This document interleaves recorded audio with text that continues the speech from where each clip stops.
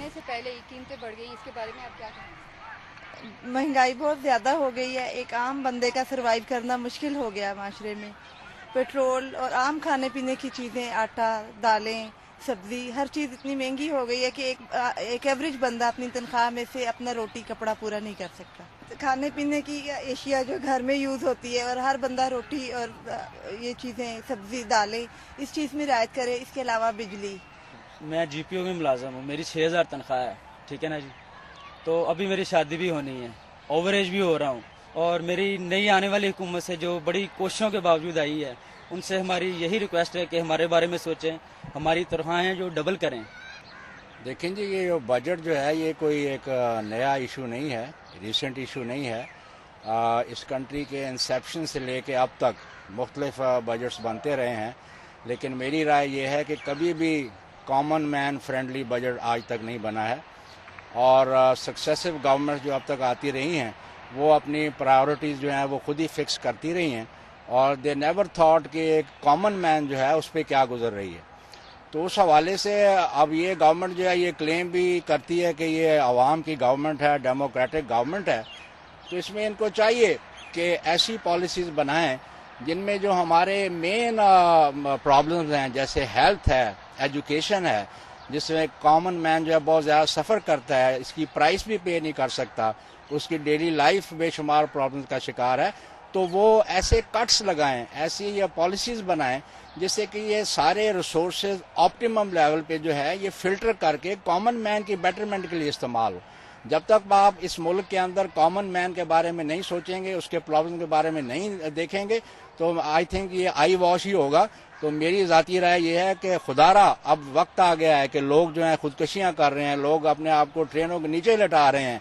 तो कब ये लोग, हमारे हुक्मरान और हमारे लीडर, ये सोचेंगे कि हमने एक आम आदमी के लिए प्रॉब्लम सॉल्व करने हैं और इस मुल्क के अंदर उसको इज्जत और वकार की ज़िंदगी गुजारने के लिए एक अच्छा और बैलेंस्ड बजट देना है। This is what I have to say. आने वाले बजट के बारे में आपकी क्या राय है? उसके मतलब अब हम जो ये महंगाई जा रही है उसके हम तो कोई उम्मीद नहीं रखते कि कोई वो अच्छा आएगा, कोई अच्छा रिस्पॉन्स मिलेगा। कोई उम्मीद नहीं है कि गरीब आदमी जो है वो पहले भी मर रहा है, अब मजीद मरेगा। जी महंगाई, ज़ाहिर महंगाई अब आपके सामने ही है जो है। तकरीबन कोई भी चीज़ है हाथ नहीं लग रहा। अगर वो महंगी ले भी रही है तो उसमें टेस्ट नहीं है, इतनी मिलावट है। चावल हैं वो तकरीबन 32-33 पे थे, अब जो 120 पे हैं, तो वो भी मिक्स हैं कि जिनका कोई टेस्ट नहीं पकाते तो वो भी मोटे बनते हैं। अगर गरीब आदमी टोटा चावल खाता था वो भी नहीं पकाता था, क्योंकि वो भी 52 रुपये को हो गए हैं। खुदकशियाँ क्यों हो रही? इसी वजह से हो रही है कि जब बच्चे भूखे मर रहे हैं और उनको खाने के लिए कुछ मिल नहीं रहा। मजदूर तो वही है, महंगाई वहीं पे। अगर एक मजदूर है उसकी 200 रुपया मजदूरी, तो वो उसकी तो 200 रुपये ही है। अब देखिए ना कि अगर एक मजदूर काम कर रहा है, जब वो तकरीबन घी 100 रुपये या 125 पे था तब भी उसको 200 रुपये मजदूरी मिलती थी। लेकिन अब घी जो है वो तकरीबन 200 पे गया, तो मजदूर की मजदूरी तो 200 रुपये ही थी। तो आप बताएं कि वो बेचारा अब क्या करे? वो जो मजदूरी लेके आएगा वो अपने बच्चों को तालीम दिलाए, उनके खाने का पूरा करे, कि उनको पहनाए।